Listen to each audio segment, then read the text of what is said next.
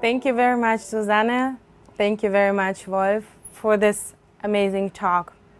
The role of media in shaping the attitude towards the Holocaust. This is the topic of our next panel discussion.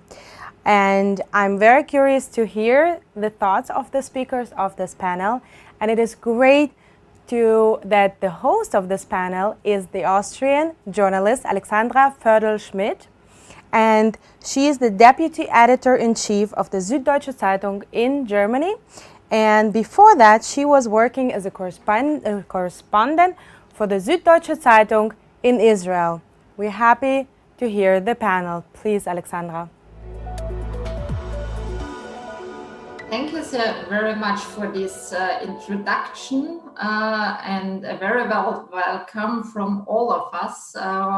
I want to introduce the panelists briefly after this very emotional and moving talk with Wolf Biermann.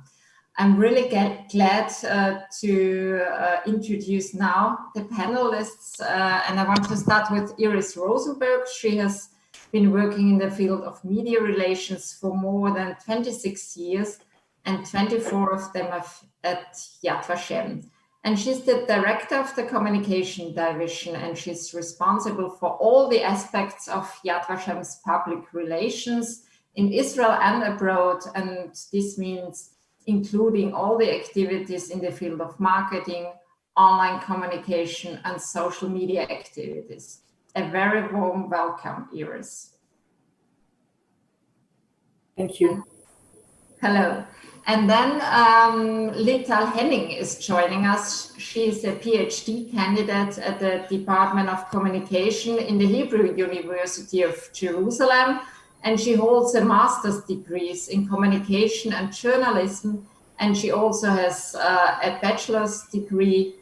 And she is now working on her dissertation dealing with the Holocaust witnessing. And she's also working in a research project with the concentration on visual history of the Holocaust. So a very welcome to you. Hi, good evening.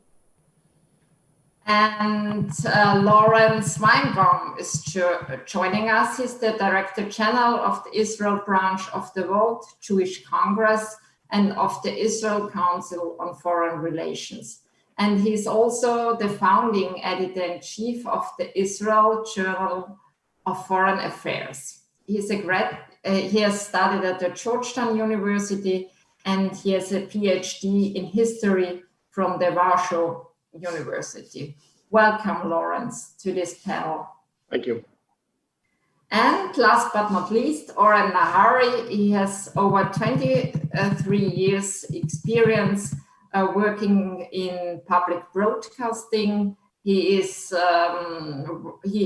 has been working for several important foreign news programs in Israel, like Seeing the World, Globus, Global Coverage, and the International Hour. And he has also written several books. One is the Historical Atlas of the World. Welcome, Oren. Thank you very much. So, Iris, I would like to start with you. You have a very big expertise working for Yad Vashem for more than 20 years.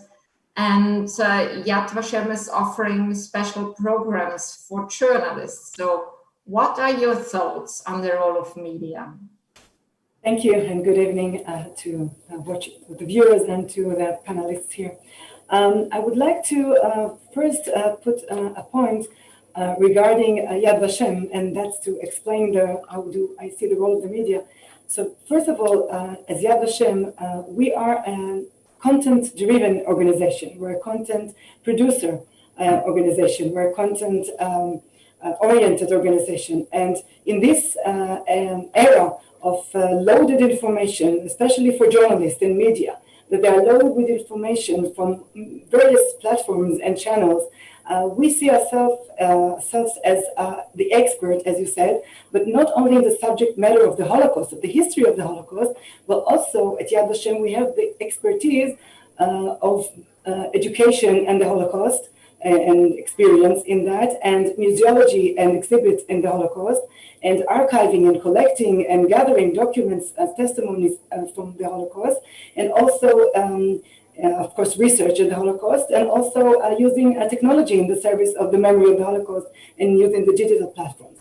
And from this perspective, the first that we see ourselves is giving, through the communications division, the service to the journalists in this subject matter of the Holocaust. And not just, as I said, in the history of the Holocaust, but also in all these other subject matters. And another point that in everything that we do, but especially in communications, the work with the communication, what we are actually doing is telling a story. Yad Vashem is telling mainly a human story, which is what humans did to other humans, what German Nazis and their collaborators did to the Jewish people. Of course, a human story inside a context, within a context, which is very important. And you cannot disconnect the content from the story, from the context, but the angle is through the personal story. So we first help and give service to the media outlets to tell their story in accurate and based way. We also trying to influence the members of the media to report and to publish stories about the Holocaust that will be both interesting and emotional, appealing to the general public, but also in the same time based on facts and accurate information and the right context, which is very important. And not just the ongoing work of Yad Vashem's communications division with the media, there is also what you mentioned.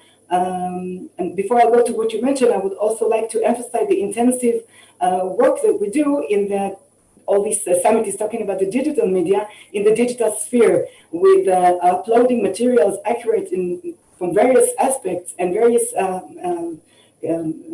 ways of to online platforms for 8 languages website, very comprehensive website, and of course very, very active in social media in various languages, if it's Twitter and Instagram and YouTube, of course, and Pinterest and Facebook and more.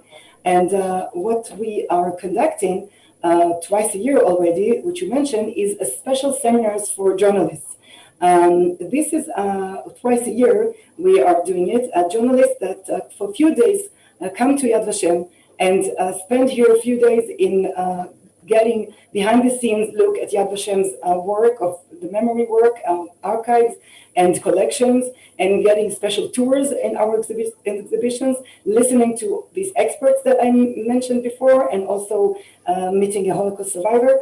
And this is meant to give them a background and basis that in the future, when they'll come to write about the subject matter of the Holocaust, if they want or they need or they're requested to, they will have, it will be laid on the experience that they had here and in the information that they gathered here, and they are getting, when they're here in these seminars, tools for their personal and professional work, and that help them later on. And we are getting ambassadors, well educated in knowledge, ambassadors of the memory of the Holocaust.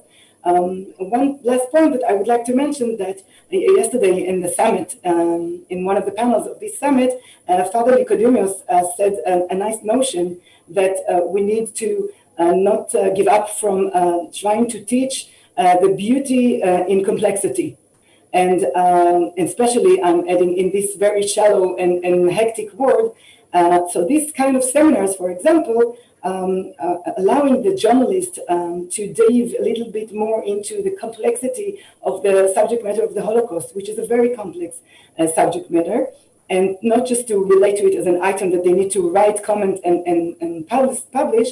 And this is very important because conspiracy theories that are spreading, and of course anti-Semitism is one of them and is being fed by them, are based of people who doesn't want to, complex situations is very hard to grasp and to understand, and it's much more easy to take a conspiracy theory. That's also something that was mentioned yesterday in the summit.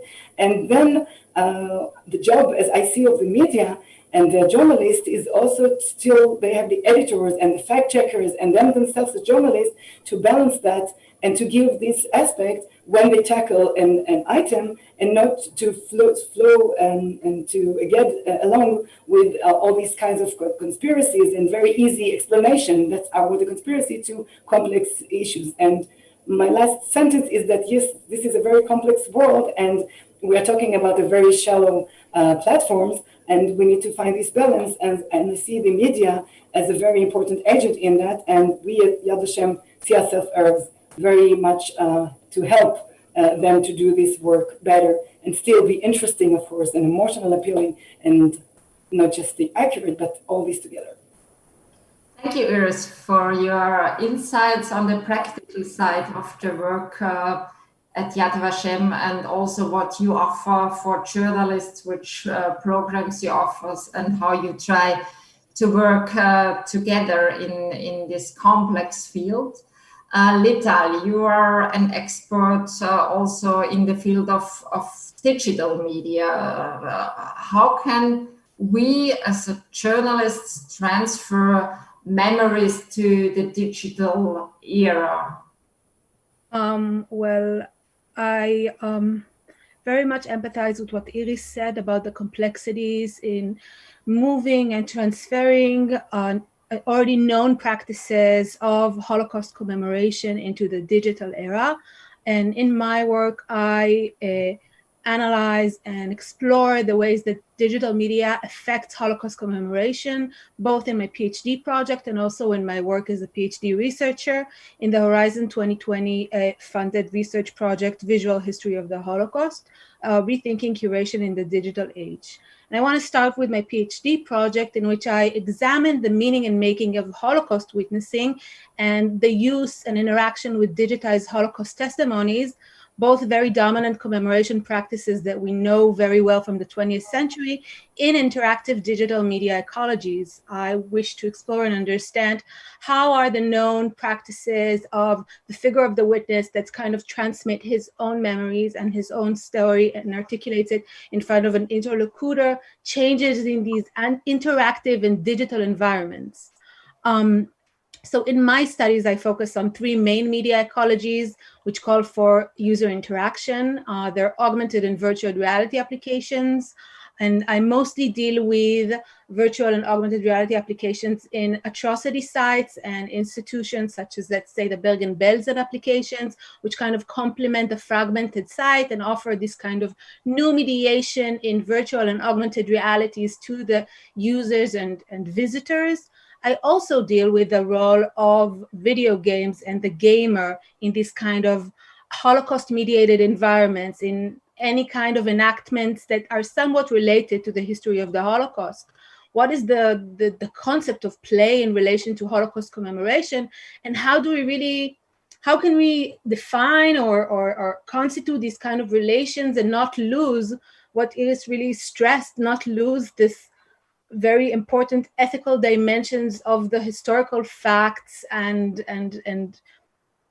ideas that we have on the Holocaust as a catastrophe of the 20th century. And I also deal with social media platforms. And in the past year, I've worked extensively on the Eva Stories project, the Instagram project by Mati Kochavi and Maya Kochavi. And I co-authored two articles together with my PhD supervisor, Dr. Tobias Ebrecht-Hartmann. And what we mostly understood and stressed is in this kind of a private initiative as Eva Stories, we can see that the whole kind of practice kind of moves and shifts towards involving the user in an act of commemoration rather than focusing on historical facts or accuracy. Saying it otherwise, I think that it's not so much about the historical Eva Heyman, but on commemorating a girl who perished in the Holocaust in Auschwitz. So I find all that three media ecologies as something that ultimately change and challenges the way we can think of a conservative subject position of the visitor or spectator, and not only call him or her a user, but also really perceive them as such, as people that use existing practices and materials in order to create something new. And I think it is rather interesting to understand how are these participatory and also interactive elements change our commemorative practices into something new and something different that is perhaps a bit startling, but also quite innovative and interesting. And these new media affordances also come into play in the research project that I'm working on, the visual history of the Holocaust, headed by Dr. Tobias Albrecht Hartmann at the Hebrew University of Jerusalem. And in our project, we aim for a reevaluation of the visual history of the Holocaust based on this comprehensive mapping of film documents recorded by Allied troops during the liberation of Nazi concentration camps, which means that we focus on the photos and footage taken during the liberation of Nazi concentration camps. And during this curating in a digital era, we are mostly concerned with advanced digitization and digital curation of these films, also developing new methods in digital curation by linking these films together with photographs, texts, and oral histories in order to really explore new layers of context and meaning that are inaccessible through traditional linear narrative modes. And in this way, I think that the digital media, and in particular interactive digital media, quite changes the scope, not only in relations to user participation or user engagement with the media, but also in relation to the way the story is told and to the existing narratives and connections we know. Saying it otherwise, I think that the new media quite changes and also constitutes new relations in commemorative culture, in Holocaust commemorative culture. And by doing so, we also developed this new participatory form of user interaction, enabling users' engagement and co-creation. And to conclude, I think that nowadays, many institutionalized Holocaust commemoration projects, as well as private initiatives, they focus on the user as a crucial part of the mediated experience in the way that he or she co-create an experience and not just consume it or participate in it. It is essential to take part in the experience in order for the experience to fully exist. And the users are quite they're in quite a strange status in which they might be criticized for doing so, allegedly maybe desecrating the memory of the Holocaust.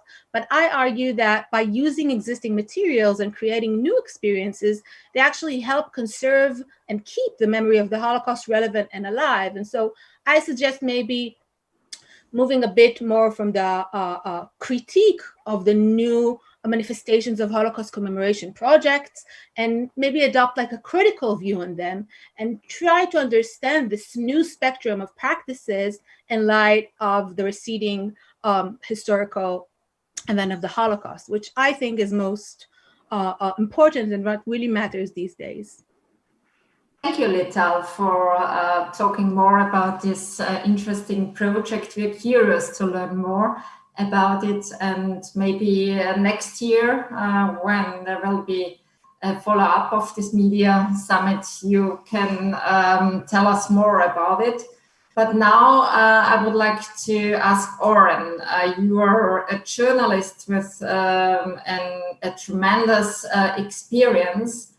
So Iris mentioned the problem of the conspiracy theories. So how can we as journalists deal with these new challenges?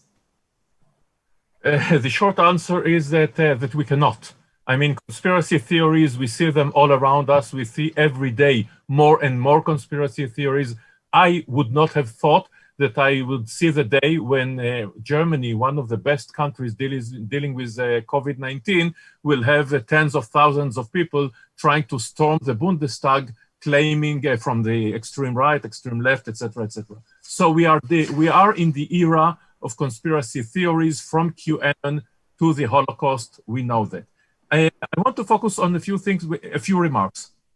The name of the panel is the role of the media in shaping the attitude towards the Holocaust. I'd like to say first and foremost that I think that there is not an attitude, there are attitudes.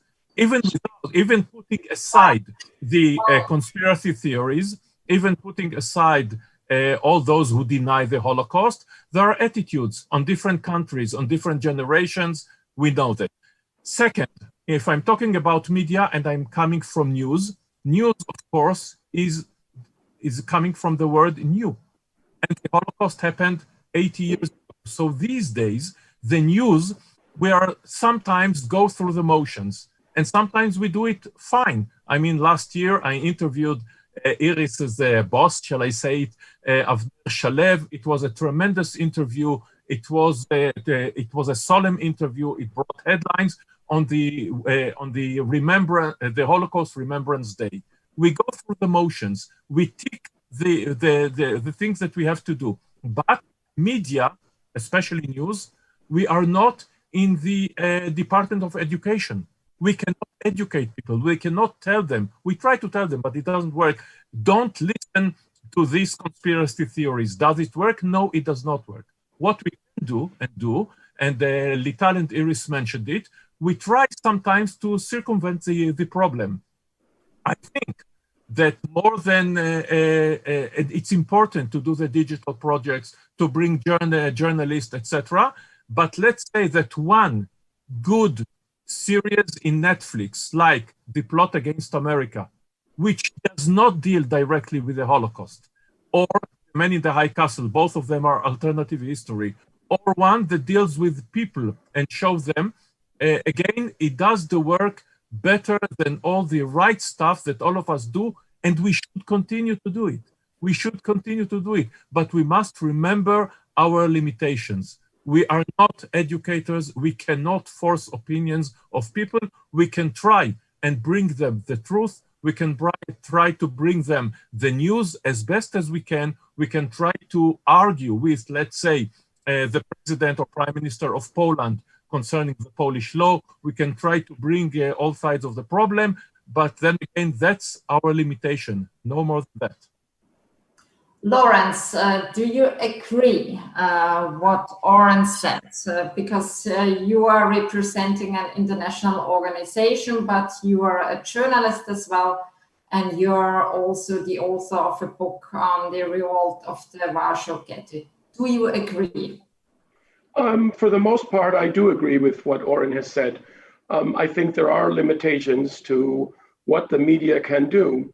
I'm not entirely sure that the media doesn't have perhaps more power, but I would argue that we are living in a world in which the role of traditional education is not what it once was.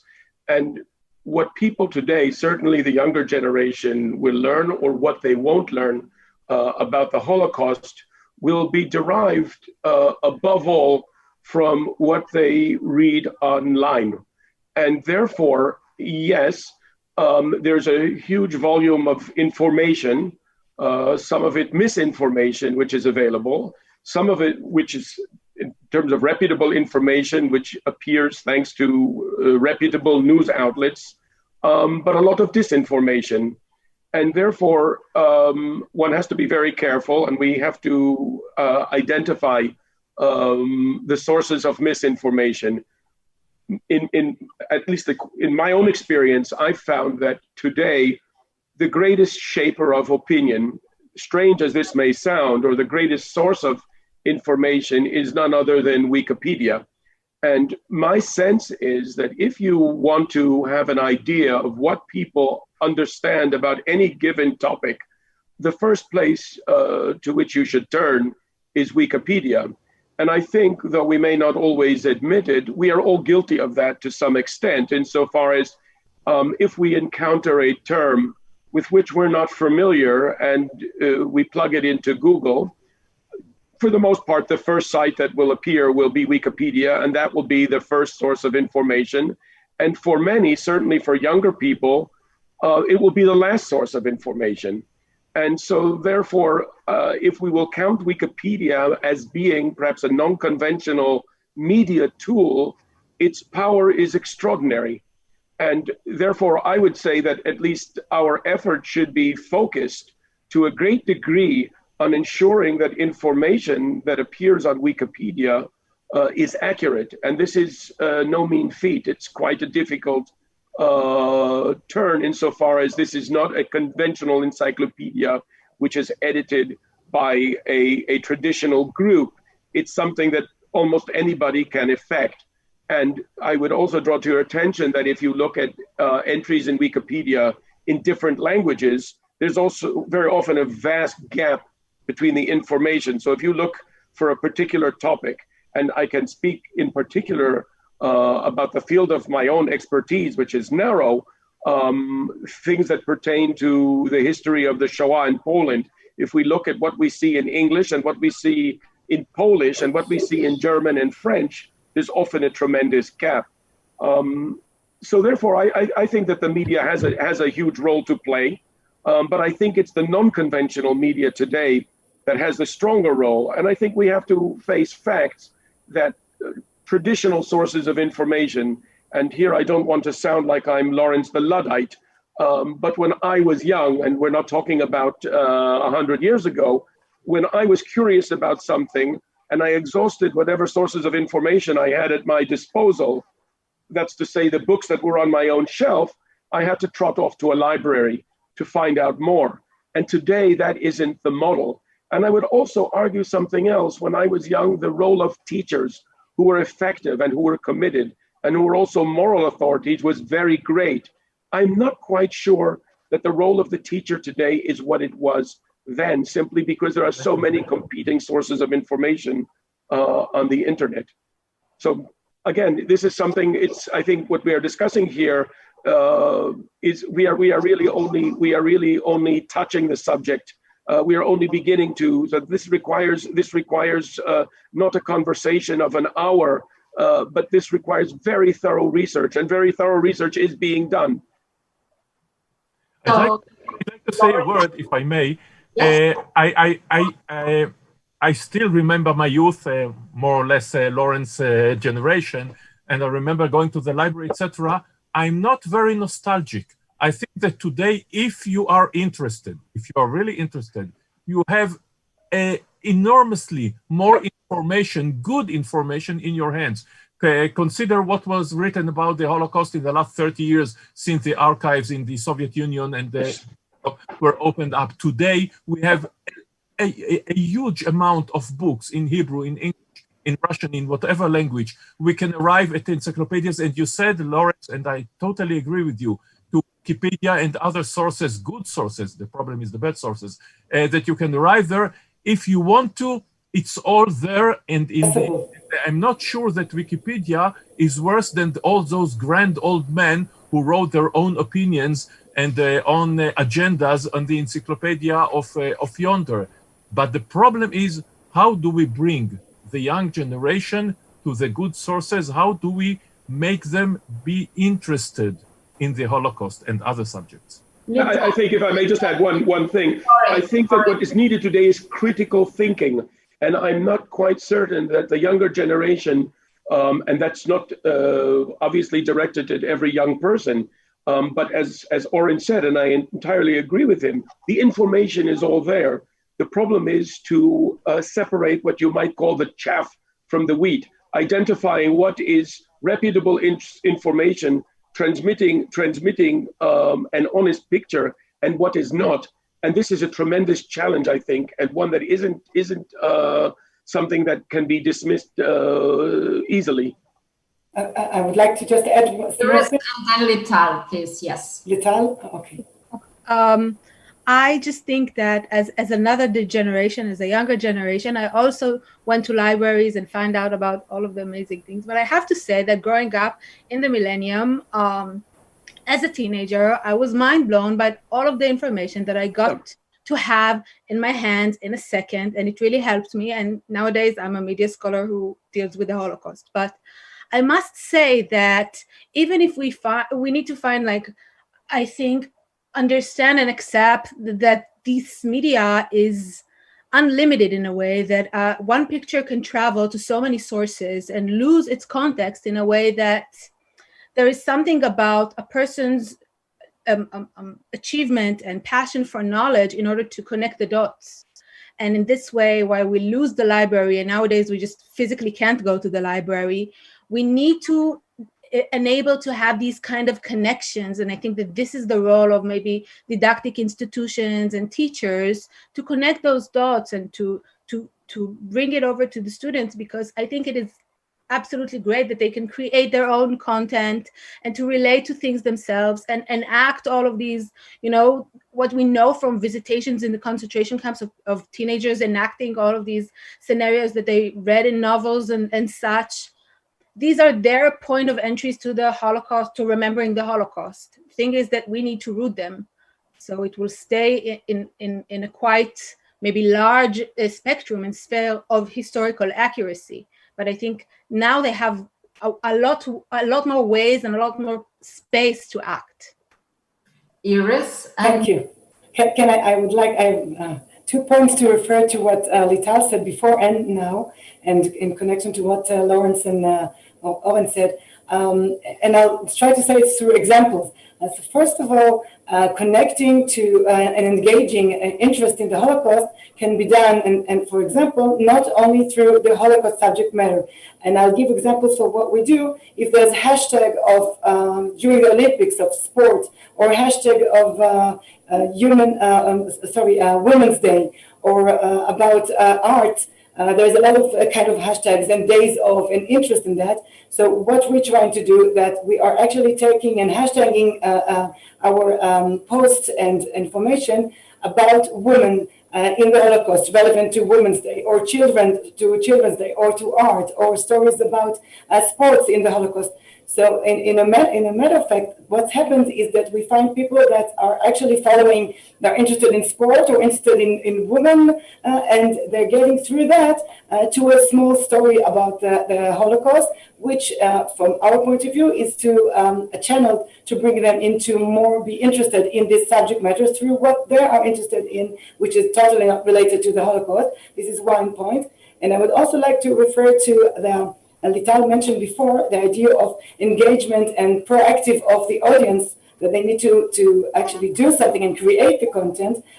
So one of the 2 things that I would like to give as an example of what we do, if it's in International Holocaust Remembrance Day, for example, we offer, it's called the I Remember Wall, which we're doing for a few years, and last year we did it in 6 languages in cooperation with Facebook, which is actually, we're offering the surfers of the Facebook users to match themselves with a victim of the Holocaust from Yad Vashem's database, a real victim with a real story and a picture from the Holocaust, and share it in their platforms. And last year, this January, we did this in 6 languages, and thousands and thousands of people from many places connected to that and did that in this way. And of course, many of them shared it and went to Yad Vashem's database and learned more about the victim that they commemorate. And some of them are doing it almost each year these last years. And in Israeli Holocaust Remembrance Day, which was just a few months after January, and looks like ages after, because we were in the middle of the Corona lockdown. And for example, usually at Holocaust Remembrance Day, people are going to ceremonies and reading the names and commemorating names of Holocaust victims. So we understood that we cannot, this year, we cannot do this nowhere in the world, and of course not at Yad Vashem. So we actually offered to people around the world to, again, use the names and the personal stories, use the names of Holocaust victims from Yad Vashem database. We offered it in a more accessible way, or even if they want to read names of their family loved ones, and to read it out loud and to film themselves reading it. It's very short, 18 minutes video, and to share it in whichever platform they are active in, if it's Twitter, Facebook, of course. And at the end of the day, we did virtual online commemoration ceremony from the people reading these names, and we had people like German foreign minister, who was one of the first people to do it, and people from many places in the world who just filmed themselves reading names of their loved ones or people they never knew. They just read the name on the Schupperstein, the stones usually in Germany, or of course from the Yad Vashem website, and commemorate them and reading them and making their own content and sharing it. And of course, we also shared it on our website. So in this way, of course, educational institutions, Yad Vashem sees itself all the time thinking of not just using and of course working and not neglecting the teachers and the classrooms and the formal and informal education sphere, and also developing methods there that will be more relevant and connected, and helping teachers how to meet the competition of their students from other things that distract them and to be connected to the stories, but also do this in other platforms and in the shadow platform of the social media, for example. So you stressed again the educational approach. Do you think this is the task of the journalists to educate people? Because Oren disagreed. I know. It doesn't. We agree actually, because I don't think it's their task and it's not their job, and that's not what they are for. But they're actually doing it in a way. They just need to acknowledge that what they do affect people in a way, sometimes more than in an educational way. It's not that their job is to educate, but they need to bear in mind that what they do has responsibility, and that's exactly what we are. That's the point that I'm trying to say. It's not that you're educators. No, they are not, and they're not supposed to, and it's not their job. And they need to do their job well as journalists. From the journalist perspective and criteria, but they need also to bear in mind that they have influence, and I think they know it, that they have influence on people's mind, on various countries, people, trends. So, Oren, journalists. You agree with me on it? Okay, 3 remarks. First of all, I totally agree with Iris. It's not our job to educate, Alexandra, you and I, as journalists and others perhaps. It sounds a little bit too much like propaganda. You know, you are there to educate the masses. No, but if I do my job correctly, then reading my articles, seeing my pieces will be educated. I'd like to think that perhaps it's too presumptuous. Second, I'd like to remark, the Holocaust is interesting. It sells, if I'm being very blunt. The Holocaust and World War II, when I was a kid in Haifa in the 1960s, I used to look at all the people, you know, with the numbers on their hands, and I said, okay, when they go away, when they die, who'll be interested in the Holocaust? And today, the Holocaust is much more in the news, in the media than ever before, starting from the 70s, I mean, in Europe, with the Lanzmann and the Klaresfeld and others. It's much, much more present today than it was in the 1950s or 1960s, as far as I can judge. And one last remark, again, journalist, so I'll be a little bit cynical. There is the famous saying that 1 million dead babies are statistics, 1 dead baby is a tragedy, and we know it. We all remember the boy with a red T-shirt floating on the waves in Turkey, where was it, in the Balkans, and the stories of the people. They can be the evil people. There are, hundreds of biographies of Adolf Hitler and Goebbels and Heydrich, etc., etc. We see movies about the Wannsee conference, and of course, The White Rose, and Irena Sendler and Oskar Schindler and Anna Frank and Eva, from the story of Eva that Lital mentioned, and Janusz Korczak and others. We go to the people, we go to the, even to the buildings, to the history of the buildings, what was there in Berlin, in Munich, and all the other places. The point, the story sells. The story is interesting. And when people read the story, they will be educated. Laurence, do you agree that there is enough Holocaust coverage in the media? I didn't say. I think that that's a very. I think that that's a very subjective question, and it very much depends on who you ask. I completely agree with what Oren said. That certainly in the last, I would say, 30 or 40 years, the volume of coverage on Holocaust-related stories is immense relative to what existed years ago, and the Holocaust also as a pillar of identity for Jews is today much stronger than it was many years ago, and that idea is borne by research, in which today almost every Jew you ask what is a pillar of your Jewish identity, almost all of them will introduce the Holocaust as being one of the strongest aspects. Something to do with a common memory and so forth. So is it enough? Is it too much? Very difficult to say. What is the saturation point? I think that's also a very relevant question when you speak with audiences in Germany and in other parts of Europe, because there is a feeling, I think, in Germany in particular, among the younger generation, that there is a kind of saturation, that there's just too much, that this is constantly being spoken about. And when will this end? Or if not, when will this end? When will the discussion be a little bit less intense? So this is really an open question. Who wants to add something on this topic?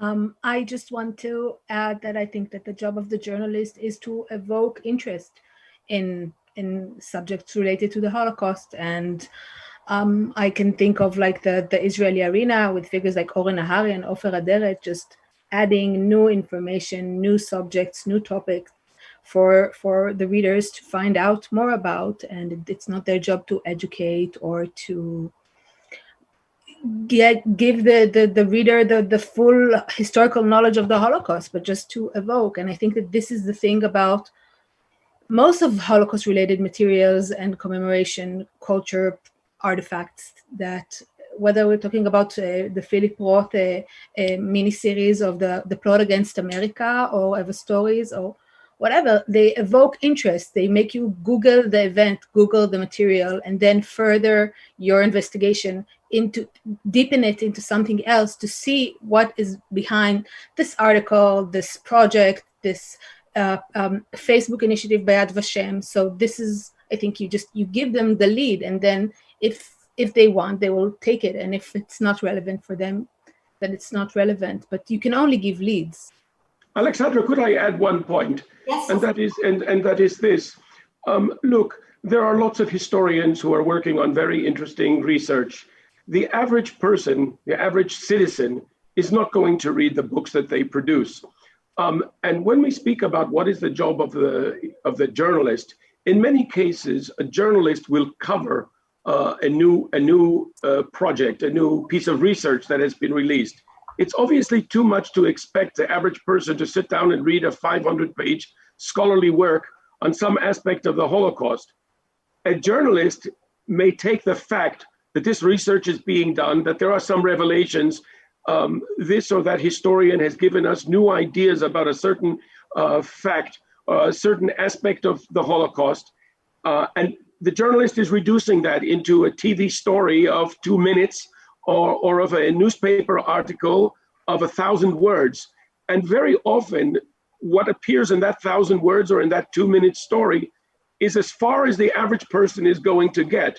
So in a sense, Oren may disagree with me, that is serving the role of education in a sense. Again, it depends on how we define education, obviously.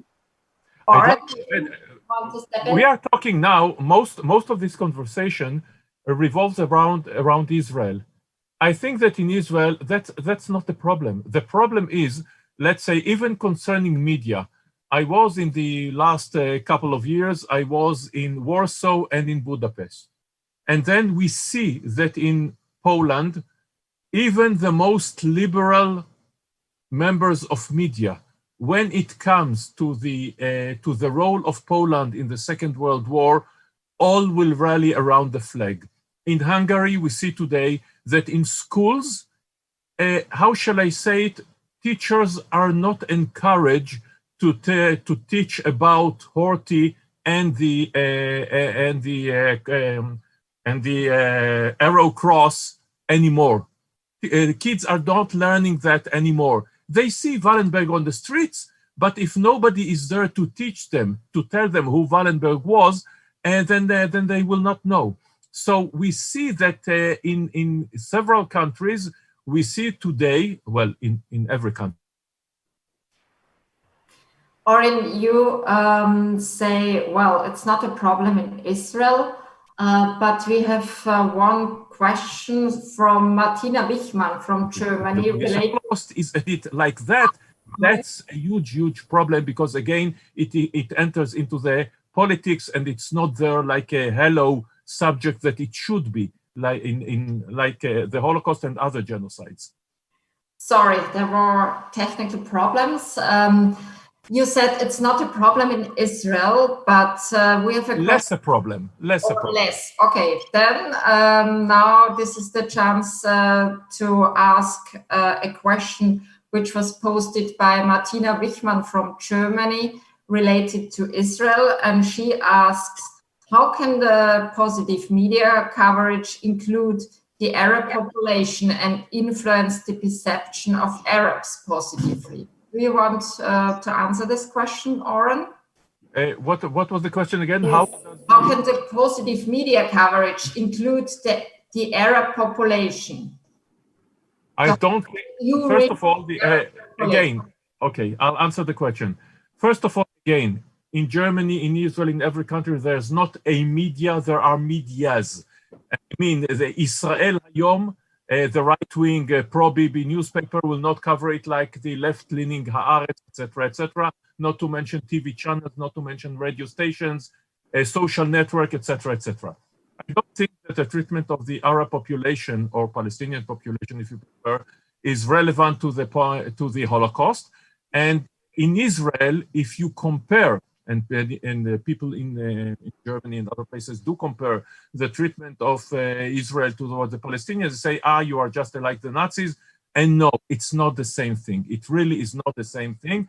Again, it's not relevant. And there is, every day, there is a lot of criticism concerning the Arab population in various places. Only today, Prime Minister Benjamin Netanyahu, for his own reasons, had to apologize for stigmatizing an Israeli citizen who was killed by police. And they said he was a terrorist. And it turned out that it was not. It was a cover-up job by the police, etc. And he had to apologize. And he apologized to his family. So again, I'm not saying that we are perfect. We are far from it. But it's not relevant to the Holocaust any way I look at it. Okay. Everybody disagrees. So we have to wrap up this panel discussion, unfortunately. So I would like to ask you if you have an advice for journalists. Which advice would you give your colleagues? Oren, would you start this final? Which advice would I give my colleagues? The advice is not relevant only to the Holocaust. Be first of all, be curious.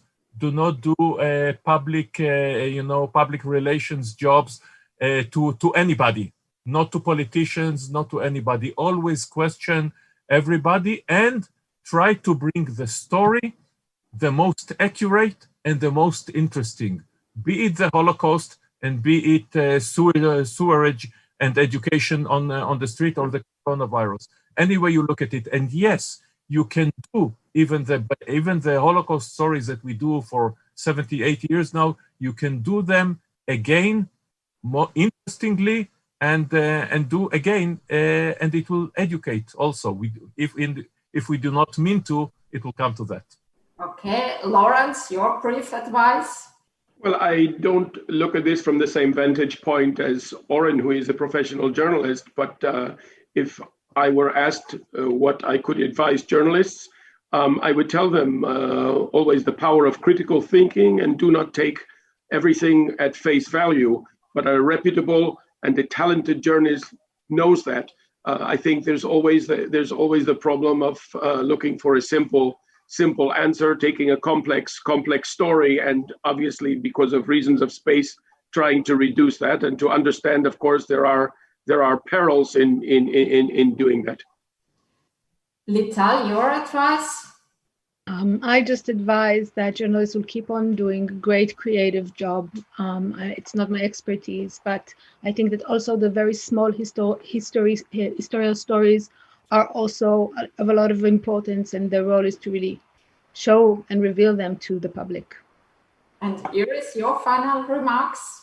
Thank you.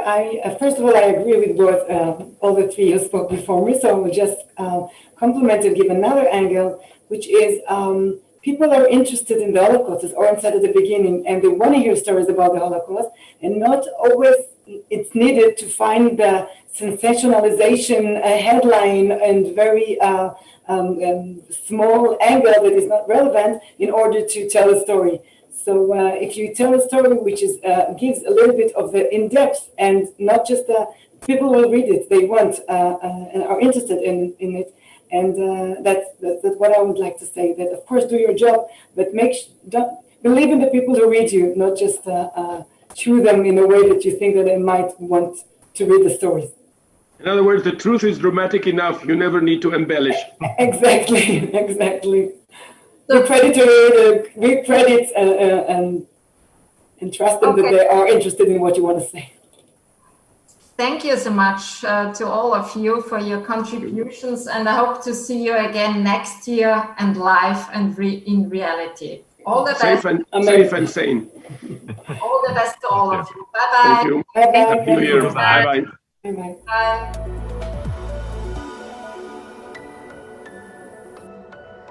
Thank you so much, Alexandra. And I personally also hope to see you here next year again, because you were my neighbor here in Tel Aviv. But I really have to say, this discussion was so interesting because all the speakers, and I also want to thank them, were so dedicated, and we were also listening very carefully to your advices for the journalists. So thanks very much. You gave us a lot of things to reflect about. I also want to thank all of you at home or wherever you were joining us today, and for sure we hope that we will see, or you are seeing us tomorrow again for our last evening of the summit. Yes, and then tomorrow we'll sneak a peek into the future and we'll focus on innovations that influence media and news coverage. So see you tomorrow. Laila Tov.